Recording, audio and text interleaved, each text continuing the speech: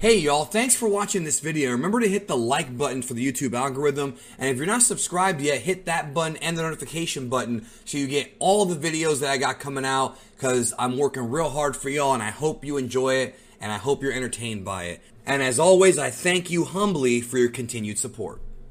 You know, I don't think I've had more of a love-hate relationship with a manga chapter than I have with this one. Without question, this is going to be one of the most talked about manga chapters since this whole thing started. Maybe the most talked about, especially of this arc, the Moro arc, as we approach the climax. There's so much in this chapter that I just totally loved, and there's so much that I just couldn't stand. And ultimately the issue here, or at least one of the prevailing issues in my opinion, is that much like a lot of Dragon Ball GT, we have solid ideas and creativity here, but at the same time, it's kind of bogged down by references of the past as well as poor execution. And when you think about it, it really does not have to be this way. The title of this manga chapter is Son Goku, the Earthling, which plays on the fact that at the end of the last manga chapter, Goku, who had finally achieved Mastered Ultra Instinct completed version with the silver hair and was able to access it at will, managed to trample all over Moro and defeat him decisively. And in this manga chapter, the big talking point all week has been Goku showing Moro mercy. Now, Goku showing mercy to a villain is nothing new, and in the past it's worked out for him with mixed results. Sometimes the person he shows mercy to ends up coming back and being valuable, like for example Piccolo, Vegeta of course, and others. Then we have guys like Frieza and Cell and other villains that are they just won't know when to quit, and they're knuckleheads.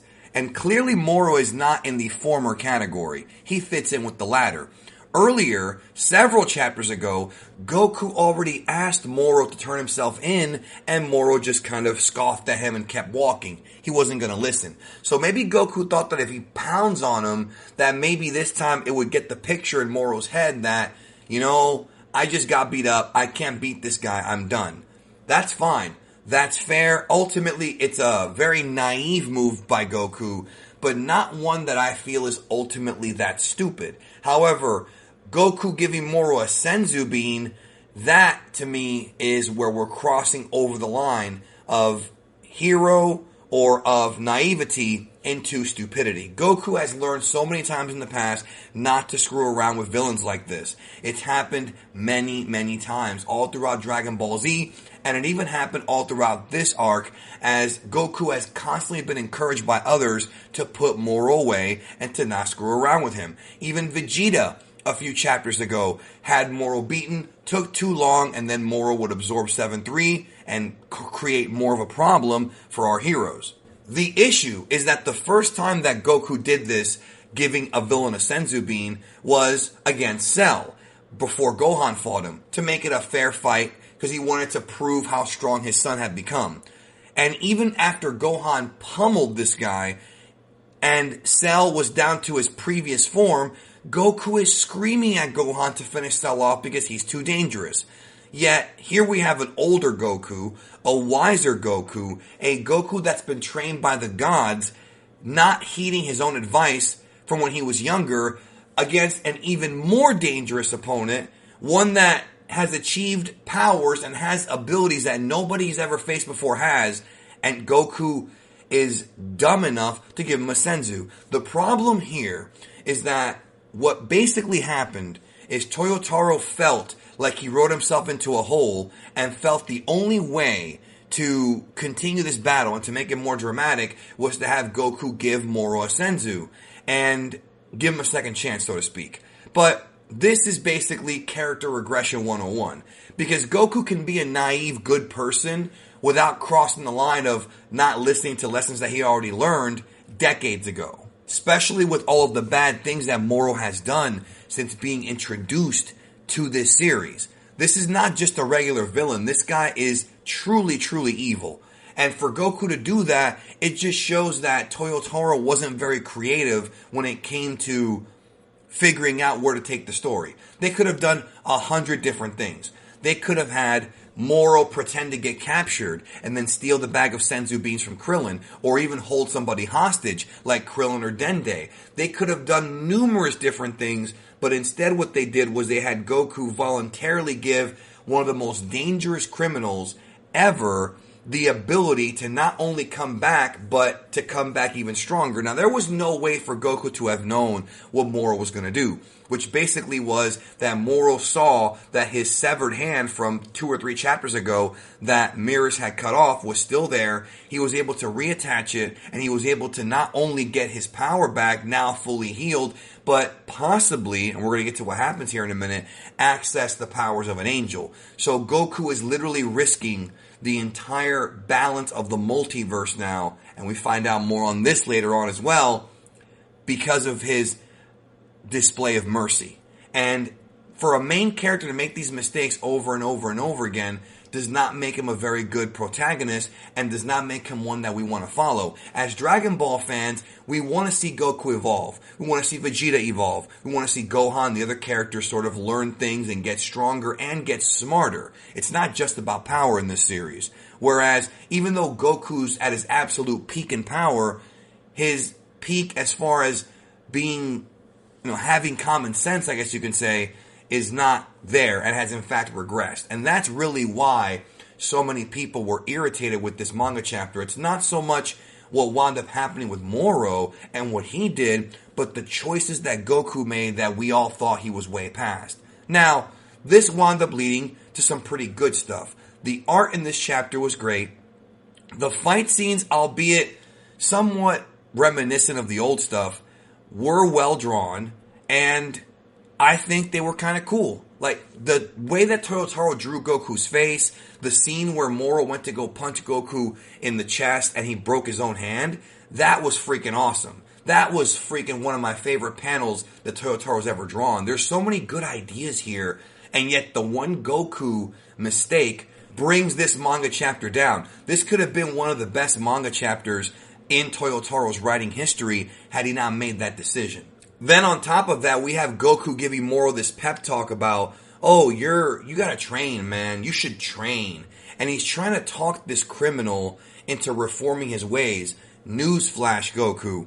This guy has been a criminal for literally millions of years. He fought the Kais. Like, this is not someone who's going to be redeemed. This is not Piccolo. This is not Vegeta. And the sad part is that Goku knows this. He knows this and he still makes these mistakes. So Moro comes in, fights Goku for a bit, reveals that he may have Merus' power, but it turns out that he really does not have Merus' power, because when he went behind Merus and touched him a couple of chapters ago and took, I guess you could say, his version of Ultra Instinct, because Moro never actually trained, because Moro is not an angel, he is a mortal, he was unable to tap into the powers of an angel or of Ultra Instinct, and then what ends up happening is his body begins to kind of mutate and lose control. Very similar to Merus Zamasu. I've seen a lot of people compare this manga chapter to like the end of the Cell Saga and Merus Zamasu. It's almost like Moro is a combination of those two villains.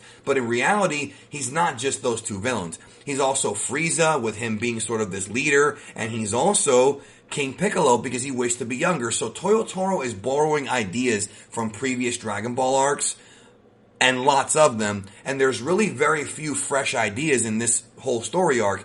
Force Spirit Fission being one of them, and obviously some Merus and the trainee angel. There's a few other ones here and there, but it's almost like Toyotaro is trying to play up like the nostalgia vibes of classic Dragon Ball, but the old school Dragon Ball fans already have seen this. We've already been through these stories, and we don't want to see regression. We want to see the characters get smarter and stronger and face off against different challenges. Also, notice that ever since Moro absorbed 7-3, he's been a lot less about magic and a lot more about fighting, which to me takes away from Moro, because what made him so interesting early on for the first half of this arc is that he was a magic-based opponent and would provide different problems for Goku and Vegeta. But now it becomes classic Dragon Ball duking it out, which I normally don't have a problem with, but Moro was supposed to be different from a Jiren and from a Broly.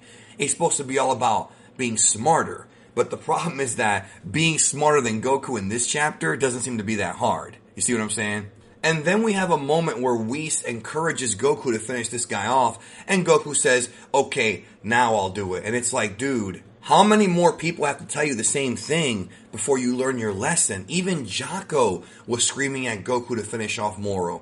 Like, Goku, it's very, very irritating as a Dragon Ball fan to have them make the characters dumber to progress the story. They've done it before in Dragon Ball, don't get me wrong, but at this point, we expect better. We expect these guys to not make the same mistakes over and over again. So, basically, Moro's body is not trained for the power of an angel and begins to react very strangely, similar but not identically to what happened to Cell when Gohan kicked him in the stomach and he puked up 18. Not quite the same thing. Some have said, like I said earlier, merged Zamasu. And so what ends up happening here is we have a series of very well-drawn panels that I really enjoyed, where Moro's like mutating and he's all like, you know, just falling apart before our very eyes, to where Moro's greed got the best of him. And I really do like that. Again, very conflicted, guys, because there's things about this chapter I love and things that just irritated me. It's very much like very high highs and very low lows. And then by the end of the chapter, what ends up happening is there's really a pinch, because Moro fuses with the planet Earth and becomes Moro the Living Planet, like Ego from the Marvel Comics. I enjoyed seeing Goku's calm demeanor here, and I enjoyed seeing his confidence, but at the same time, Whis is telling Goku this is a very serious issue now, because when Moro fuses with the planet Earth, now the problem, and I should also state that the whole problem with Moro's body has to do with Sagambo, which happened earlier. So that was good continuity and all. That does make sense. But what I was trying to say was, when Whis tells Goku that Moro fused with the Earth, now it's a problem because Goku is now at risk of not only destroying the Earth, but no matter how strong Goku may have become, there's also a risk that if this amount of energy explodes, that the entire galaxy could be blown away. So now we've got an issue where Goku is endangering the lives of many, many people. Again, this is something he's done before, and it's a mind-numbing head-scratcher. But at the same time, seeing Moro like become one with the Earth is an incredibly cool visual. One of my favorite photos or pieces of art that I've ever seen drawn in this arc, and something that I really look forward to seeing, because the idea of Goku fighting a living planet sounds pretty freaking cool. The entire reason as to why Moro absorbed the Earth, or fused with it, that is because he needed to find a body that was big enough to handle the angelic power. So in theory, Moro may actually have access to angel tier powers. Now again, Merus was a trainee angel, so he may not be as powerful as a Whis or a Vados. I've said that before.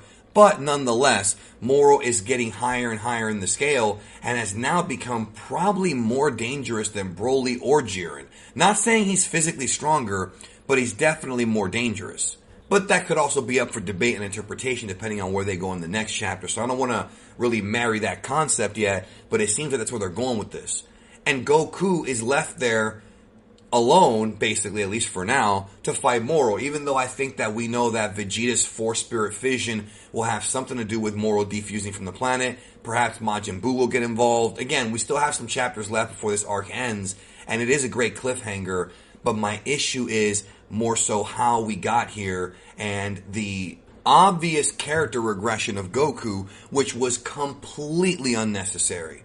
It's just bad creative. Somebody else should have stepped in and said, okay, why don't you do this and this instead of doing what they did? It would have made Goku more likable, and it would have put more heat on Moro and made him more of a dastardly, sinister villain, which he definitely is, because absorbing the Earth, the planet that Goku's been trying to protect all his life, to me is really slimy, and I do love him for that. So really, the thumbs up part of this chapter goes to Moro. The thumbs down goes to Goku. Even though I think Moro is not as interesting as he was a few chapters ago, he's still more interesting than Goku is. And I feel that the writing of Goku for this chapter was very, very subpar and very mediocre. I hope the next chapter's better, and I will be reading it when it comes out. Obviously, we'll be talking about it on stream here. I have a video discussing the full spoilers for this chapter that I will link to you in just a moment. But let me know what you think about Chapter 65, one of the most controversial ones ever put out, and at least for Super. And let's see where they go. But man, so many unnecessary mistakes in my opinion. I'll talk to you soon.